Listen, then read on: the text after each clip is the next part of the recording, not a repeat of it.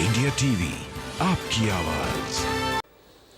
वक्त T20 का। आज T20 में आपको दिखाएंगे दिल्ली को इतना गुस्सा क्यों आता है, क्यों दो मासूमों के सामने उनके पिता की हत्या कर दी गई, और साथ ही आपको दिखाएंगे 50 दिन में आम आदमी पार्टी का चेहरा कैसे बदला। देखिए 20 खबरें बिना ब्रेक के।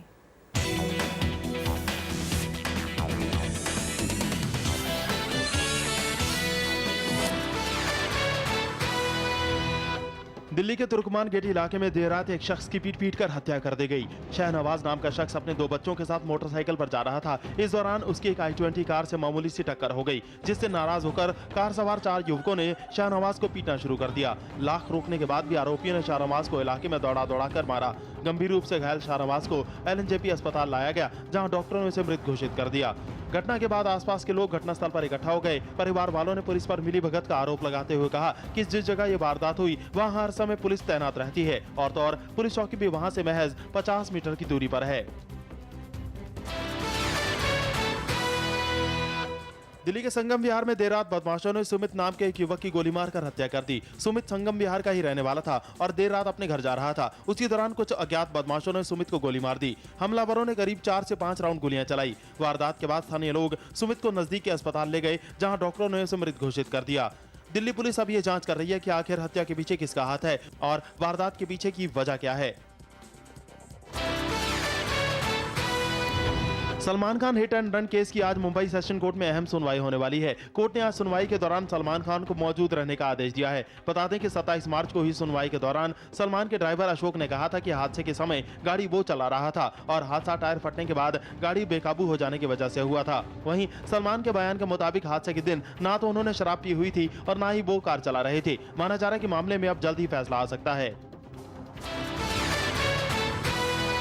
केंद्र में सत्ताधारी पार्टी बीजेपी का आज स्थापना दिवस है। बीजेपी के राष्ट्रीय अध्यक्ष अमित शाह आज 10 बजे पार्टी मुख्यालय 11 अशोक रोड पर पार्टी कार्यकर्ताओं को संबोधित करेंगे। इस मौके पर बीजेपी के सभी वरिष्ठ नेता मौजूद रहेंगे। वहीं नागपुर में केंद्रीय परिवहन मंत्री नितिन गडकरी पार्टी ऑफिस में ध्वजारोहण कर पार्टी का स्थापना दिवस मनाएंगे। उधर गुजरात के दाहोद में 25,000 कार्यकर्ता बीजेपी का मानव ध्वज बनाएंगे। इस मौके पर गुजरात की मुख्यमंत्री आनंदीबेन पटेल मौजूद रहेंगी। इस मानव ध्वज का साइज 1 लाख स्क्वायर फीट होगा। प्रधानमंत्री नरेंद्र मोदी आज दिल्ली में देश भर के राज्यों के वन और पर्यावरण मंत्रियों की 2 दिन की कॉन्फ्रेंस का उद्घाटन करेंगे। दिल्ली के विज्ञान भवन में आयोजित किए जा रहे इस कॉन्फ्रेंस में केंद्रीय वन और पर्यावरण राज्य मंत्री प्रकाश जावड़ेकर भी मौजूद रहेंगे। कॉन्फ्रेंस में मौसम और पर्यावरण में हो रहे बदलावों पर चर्चा की जाएगी, साथ ही वन सुरक्षा के उपायों पर भी चर्चा होगी।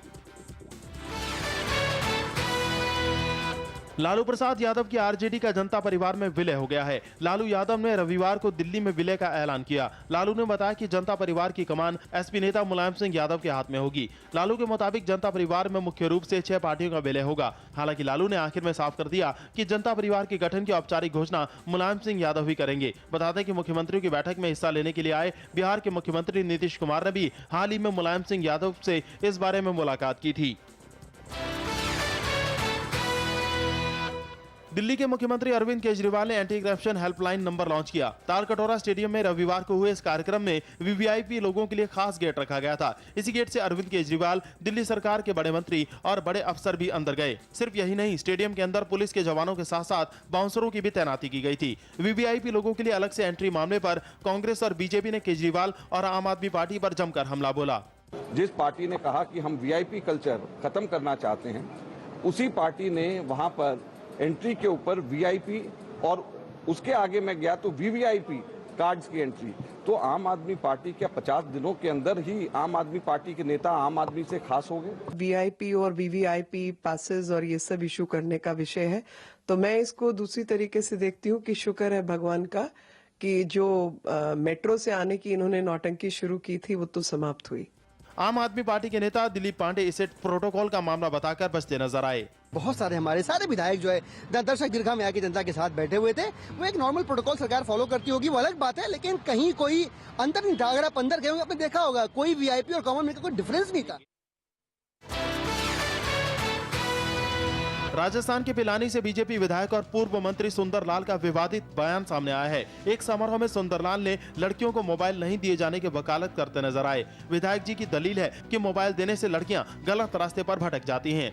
दरअसल झुंझुनू में अंबेडकर विचार मंच की ओर से आयोजित जनप्रतिनिधि सम्मान समारोह के दौरान सुंदरलाल ने यह विवादित बयान दिया।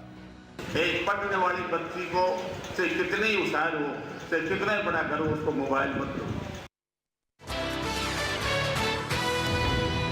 उत्तर प्रदेश सरकार में मंत्री आजम खान ने गो हत्या का ठीकरा केंद्र सरकार पर फोड़ा। उन्होंने मथुरा में कहा कि संसद में यह आदेश पास होना चाहिए कि किसी भी पशु का मांस विदेश नहीं भेजा जाएगा। अगर बीफ के एक्सपोर्ट पर पूरी तरह से बैन लगा दिया जाए तो गो हत्या अपने आप बंद हो जाएगी।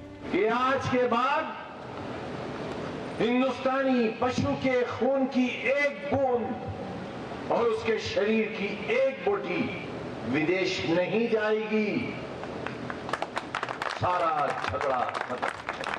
आजम खान रविवार को मथुरा में एक गौशाला का उद्घाटन करने पहुंचे थे।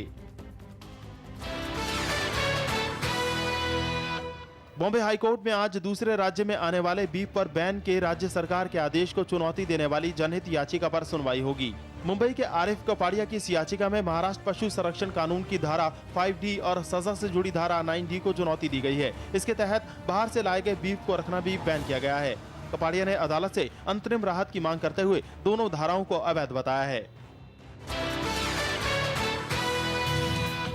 यूपी में एसपी और बीएसपी नेताओं में आजकल जुबानी जंग तेज होती जा रही है। सीएम अखिलेश यादव ने रविवार को कहा कि जब वो विपक्ष में थे तो उन्हें साइकिल नहीं चलाने दिया जाता था। दरअसल अखिलेश यादव ने बीएसपी सुप्रीमो मायावती के उस बयान का जवाब दिया जिसमें कहा गया था कि अखिलेश को साइकिल चलाने के अलावा और कोई काम नहीं है। जो साइकिल की खिलाफत करते हैं, साइकिल चलाने को बुराई मानते हैं, ये साइकिल बच्चों की है, किसानों की है, गरीबों की है, मजदूरों की है। तो साइकिल तो ज्यादा चलानी चाहिए जिससे स्वास्थ्य ठीक रहे।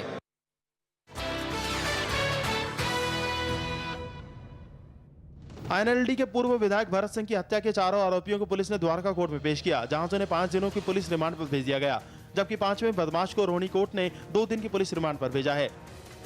दरअसल पुलिस ने बाहरी दिल्ली से भरत सिंह की हत्या के 5 आरोपियों को गिरफ्तार किया था। पुलिस के मुताबिक पूर्व एमएलए के कत्ल के पीछे भरत सिंह और उदयवीर के परिवार के बीच सालों से चली आ रही पुरानी रंजिश थी। बता दें कि 29 मार्च को बदमाशों ने भरत सिंह की गोली मारकर हत्या कर दी थी, जिसके बाद क्राइम ब्रांच ने जाल बिछाया और पूर्व एमएलए की हत्या में शामिल उदयवीर और 3 साथियों को बाहरी दिल्ली से धर दबोचा।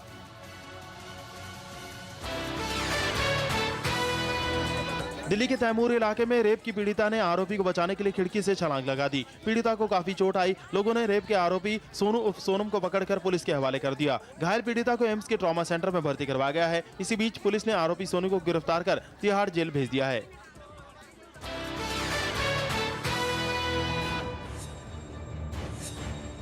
मध्य प्रदेश के मुरैना में धनेला गांव के पास अवैध रूप से रेत ले जा रहे डंपर ने नूराबाद थाने में तैनात कांस्टेबल धर्मेंद्र सिंह चौहान को कुचल दिया। कांस्टेबल की मौत के बाद डंपर का ड्राइवर वहां से फरार हो गया। पुलिस ने डंपर को जब्त कर लिया है और केस दर्ज कर डंपर के मालिक का पता लगाने की कोशिश कर रही है। उधर मध्य प्रदेश के मुख्यमंत्री शिवराज सिंह चौहान ने कहा है कि दोषी को सख्त से सख्त सजा दी जाएगी।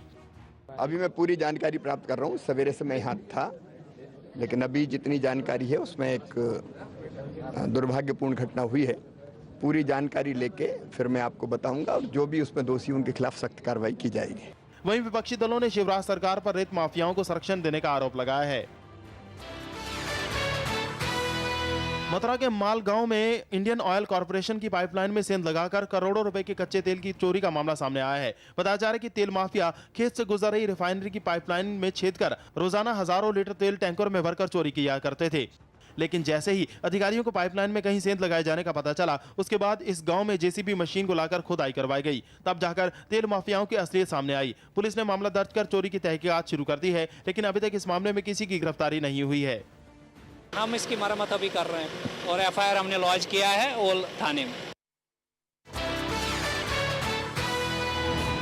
पंजाब पुलिस ने पटियाला में यूपी के कुख्यात गैंगस्टर अमित भूरा और उसके साथी सचिन खोखर को गिरफ्तार किया है। भूरा के पास से पुलिस ने भारी मात्रा में हथियार भी बरामद किए हैं।